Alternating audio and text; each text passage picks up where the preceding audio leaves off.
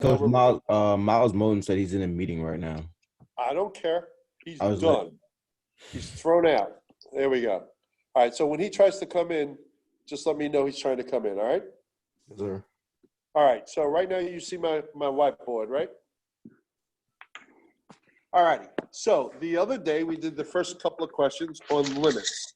Today we want to review finding the derivative of a function, right? All right? Now, man, you guys got to mute yourselves. I don't need to hear all that noise, right? Now, a derivative, if you remember, is simply the instantaneous slope. So for example, if we have a line, it's easy to find the slope of the line because whatever the slope is here is the same here, is the same here, right? So when we find the slope of a line, we just do the change in y over the change in x. And we know that in a line, the slope is always the same. But when we have something that's like not a line,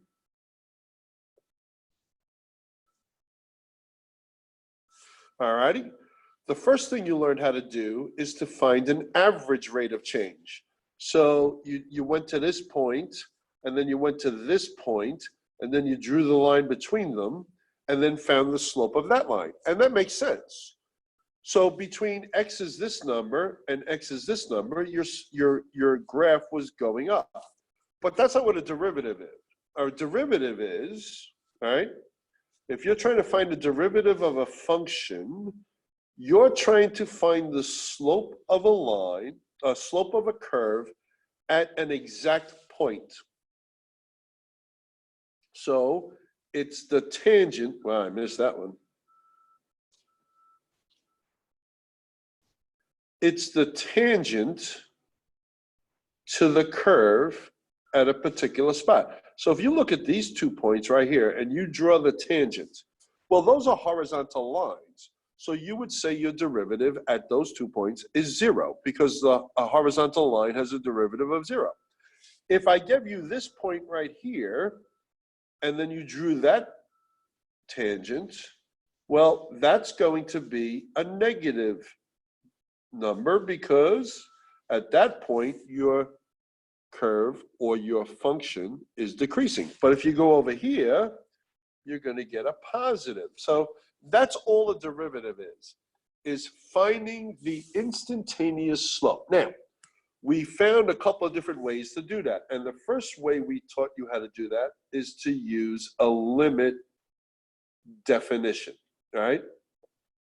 And this is the one that involves the most algebra.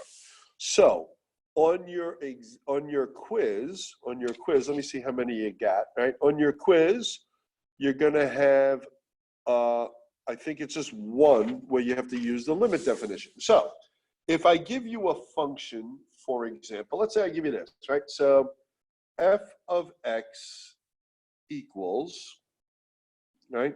My pen's going crazy. F of x equals 3x minus 1. Now, we know, fellas, based on the rules you've learned since we've done this, somebody tell me what the derivative of that is. 3x. It's what? 3. It's just 3. It's just 3. All right, that's a 1, right? So 3 times 1 is, all right? So, but now in your quiz, fellas, though, you're going to have to show me the work for the limit definition, all right? So that's really not that big a deal. Let me clear this up a little bit. We know that the formula, so like if f of x equals 3x minus 1, right? F prime of x, its derivative, can be found by using this formula. The limit as h approaches 0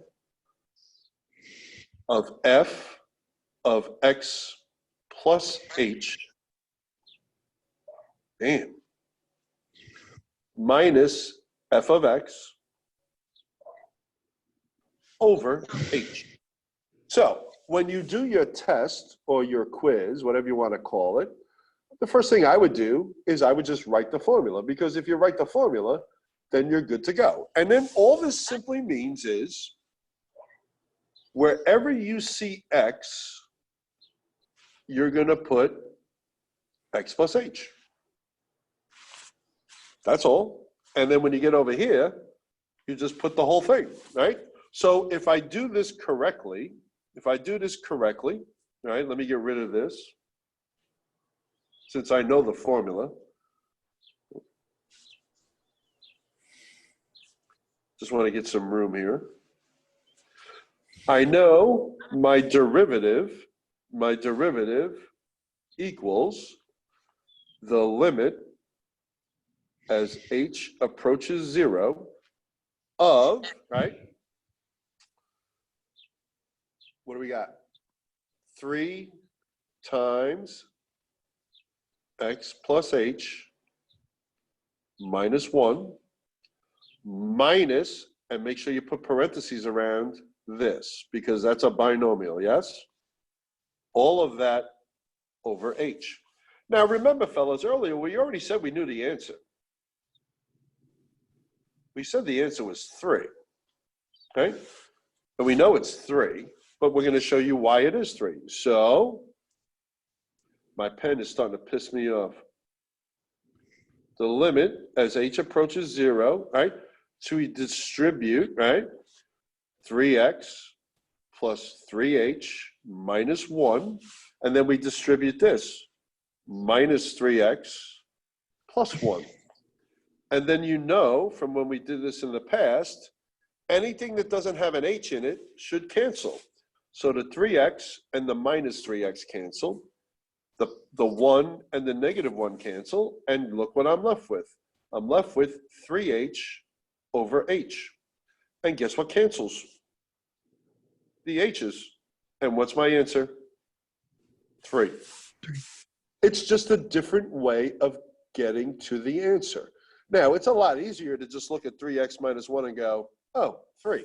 But we'll do that in a second, all right? Do you want to do one more of those? A little more complicated. Not crazy complicated, but a tiny bit more complicated.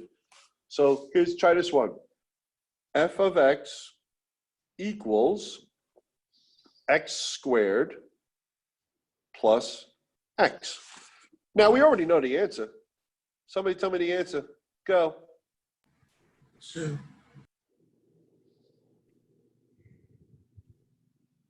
Go ahead. I thought it was 2.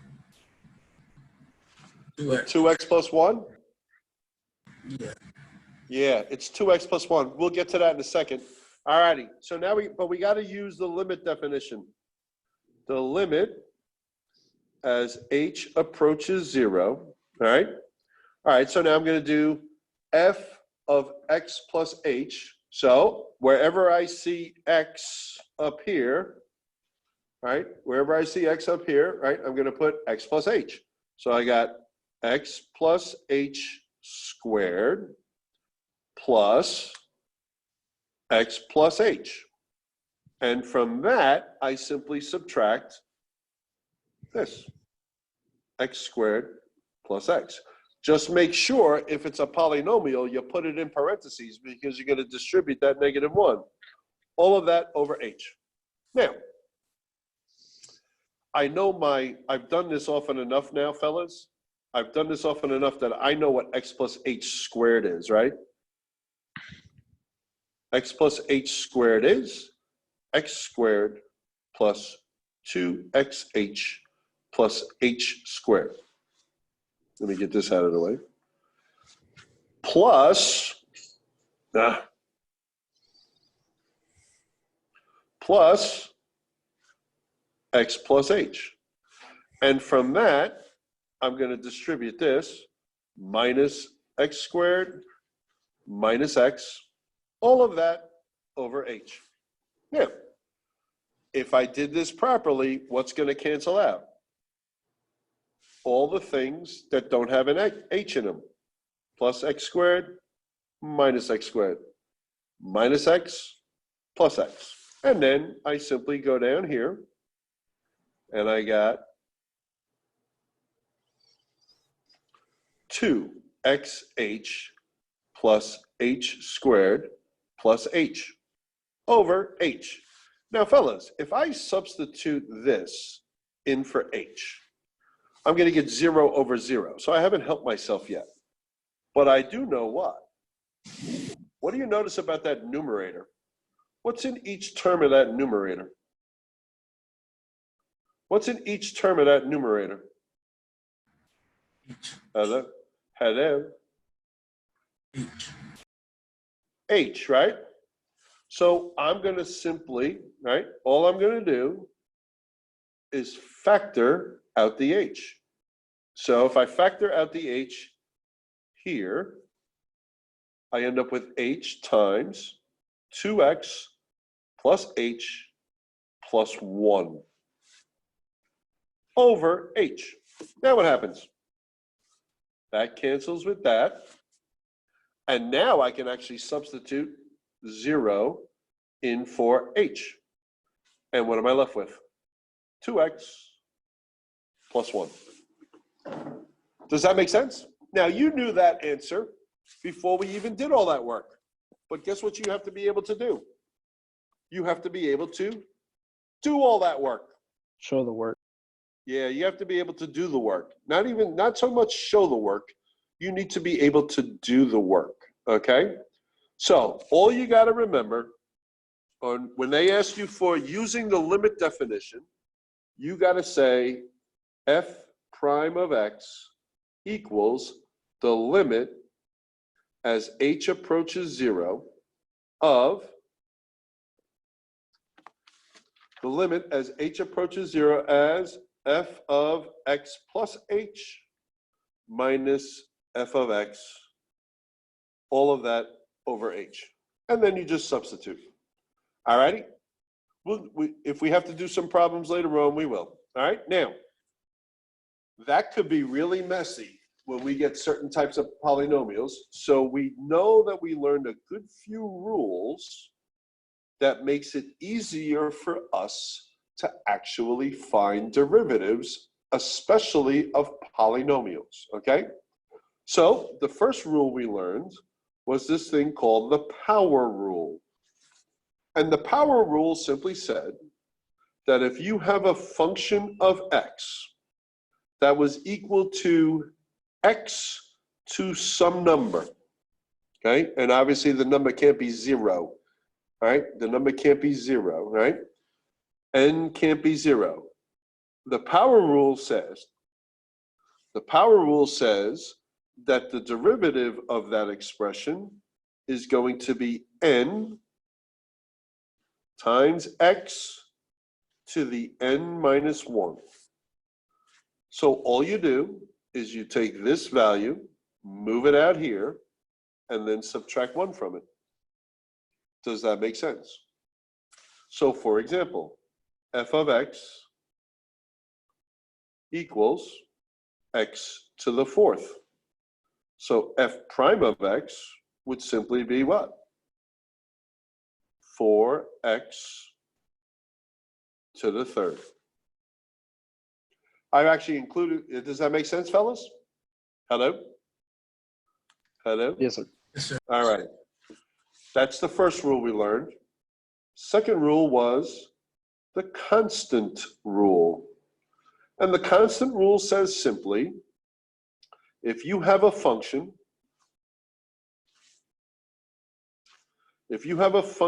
of x that's equal to some number, a constant, a number, well, the derivative of that will be 0. Always. That makes sense. For example, f of x equals 6. Well, if I drew a picture of that, f of x equals 6 simply means what? A horizontal line at y is 6. What's the slope of that? 0. Where? Everywhere. So that's easy one. No big deal. right? Hopefully you don't screw that up, right? Now, the next one we talked about, the third rule we talked about was the multiplier rule. And this is simply what? The power rule where your coefficient is some number other than 1. So for example, f of x equals, I'm going to say c x to the n. All righty? And c is just some number other than 1, right? F prime of x, we're just going to take this and bring it out here. And we're going to end up with n times c to the x times x to the n minus 1. All right? So it's really the same as the power rule. It's just that there's some number other than 1 outside of there. So what would that look like? Well, if I tell you f of x equals 4x to the third, well then f prime of x would be simply equal to, well, I'm going to bring the 3 out here. What's 3 times 4? 12x.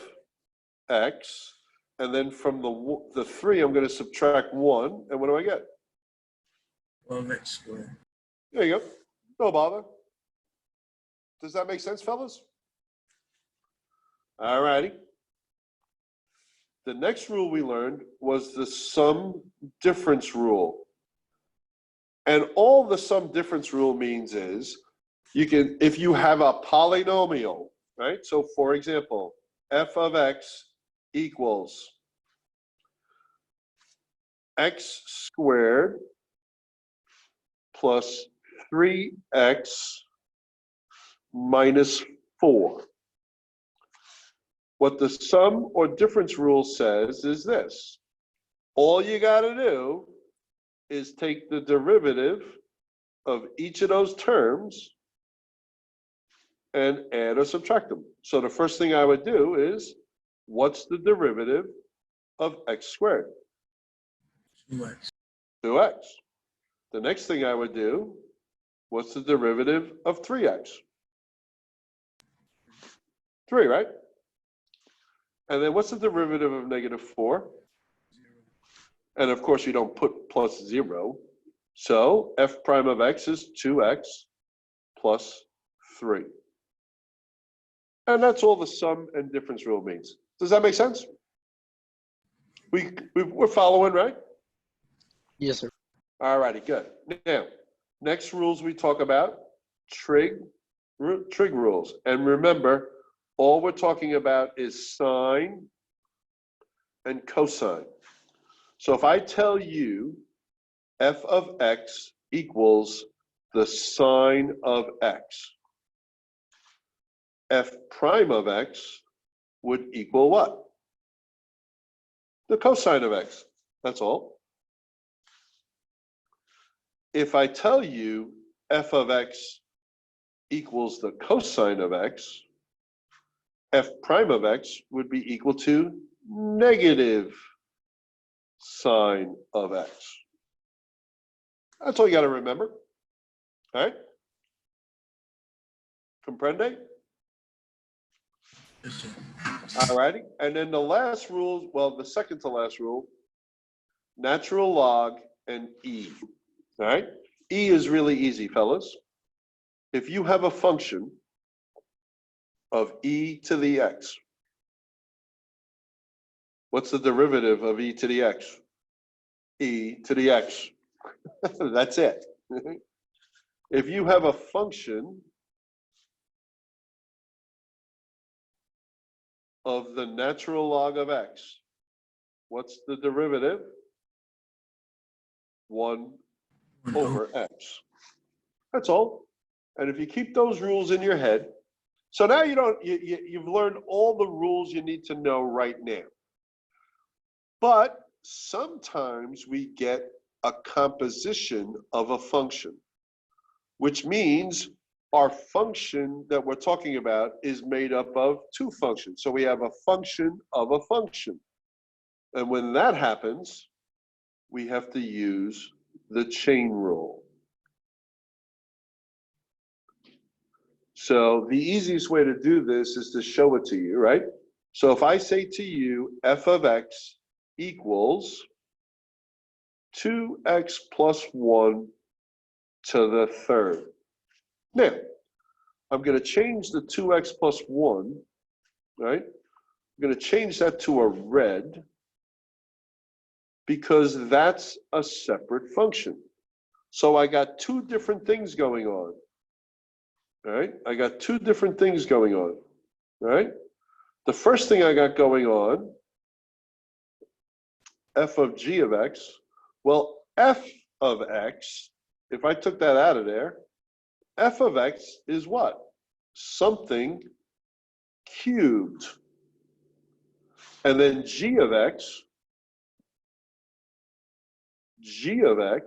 the second one is 2x plus 1. So when I say I have a function of a function, what it really means is I'm doing f to g, right? So we know what the rule is, right? It's one thing to know the rule, it's another thing to use it, right? The rule simply means that when you have this scenario, a composition of a function, the first thing you do is find, if I make, let me say this properly. The first thing I'm going to do, let's do it really not, what would I do with the blue thing? What would I do with the blue function here? I would simply take the 3 and move it where? Out front, right? So I would get 3, and then this would become what? 2. And then all I got to do is put the 2x plus 1 in it, right? And to that, I'm going to multiply what? The derivative of this. Go ahead. What's the derivative of 2x plus 1? 2. What's the derivative of 2? X is 2. There we go. So now I'm just going to put it all together. What's 3 times 2? 6 times 2x plus 1 squared. Does that make sense? Does that make sense? You've had a lot of practice with that. I don't think it's crazy. All right. So that's where you are right now. Right. So there's all your stuff. Right. Does anybody have any questions? Right. So here's what's on your quiz, fellas, just so you know. Right. Right. You got 3 limit problems. Right. 2 of them are algebraic. All right. One of them is graphic, right? 2 of them are algebraic. One of them is graphic, right? And then you got, what is it? I think it's 3 or 4 derivative problems. I think it's 4, all right? 1 is using the limit definition, and the other three are using all those rules we just talked about. Right? Does that make sense?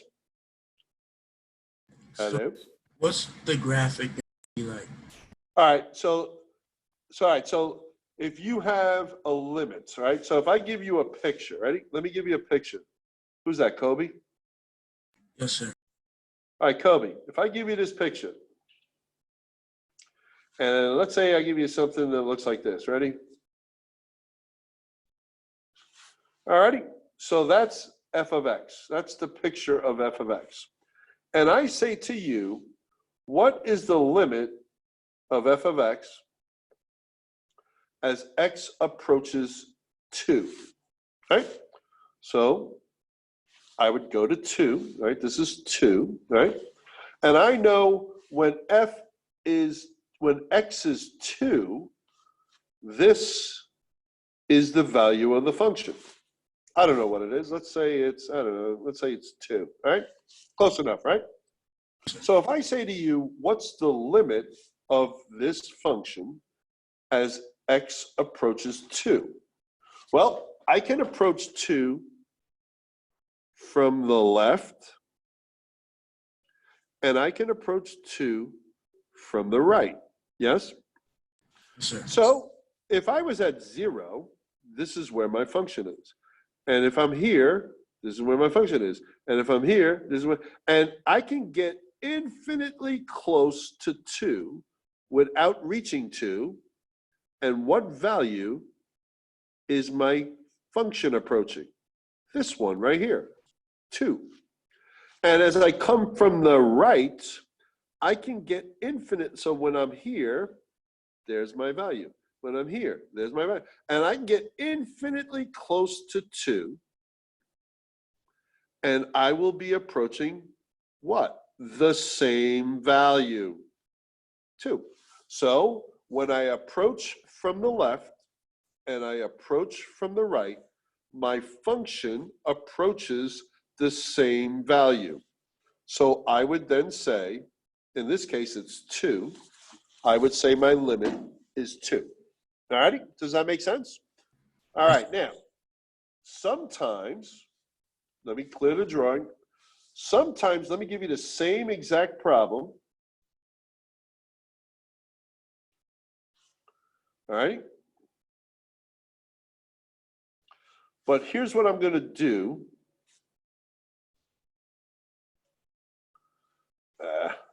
Let me do this again.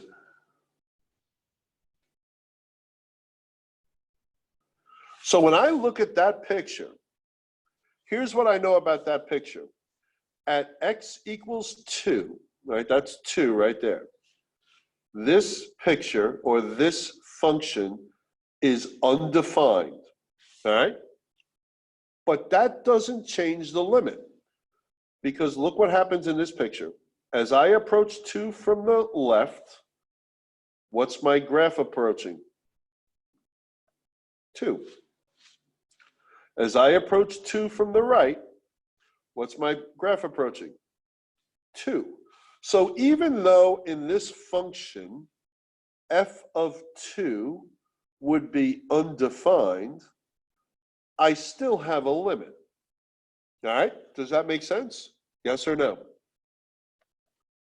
Kobe? All righty, good.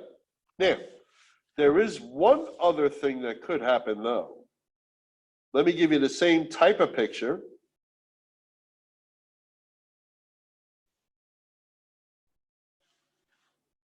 All righty.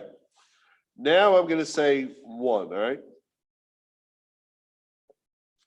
So this is 1, this is 1, that's it. All right, good. Now, if I said to you, what this is f of x, if I said to you, what is the limit as x approaches 1 of this function? Well, I do exactly what I've been doing. I'm going to approach 1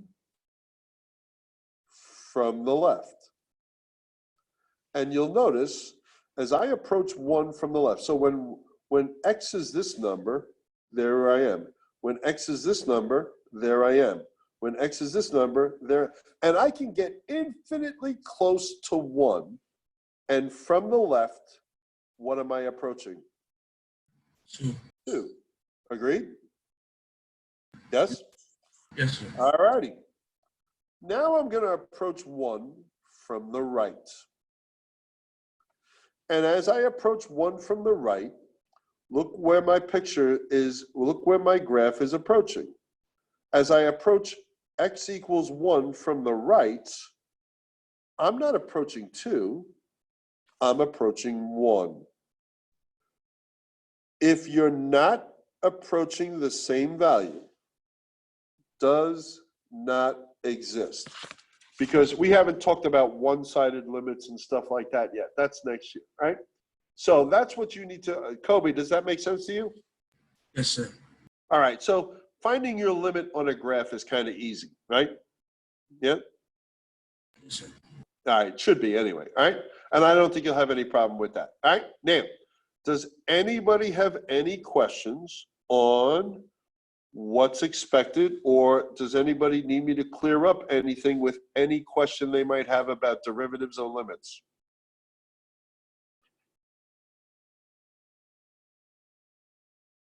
Hello? Everybody's getting 100? Hopefully. Dr. Rodney, you getting 100? I feel like I'll get pretty close. Well, you should. You can use your notes. You can go back and look at the class. Oh my God, Zagarani. Yeah, I feel All like I would get 100. Hey, fellas, just make sure, show me your work, right? Show me your work so that you got to learn how to do work in the right, you have to learn how to do the work the right way. Some of them, like when they ask you for the limit definition, to use the limit definition to find the limit, I need to see the work. Is that understood? Yes, no, maybe? Yes, sir. All right. Of a derivative, my bad. All right, does that, all right, so anybody have any questions? You're all good? Thanks. All right, let me stop recording because that'll be us for the day, right? Hold on, let me figure out how to get out of this.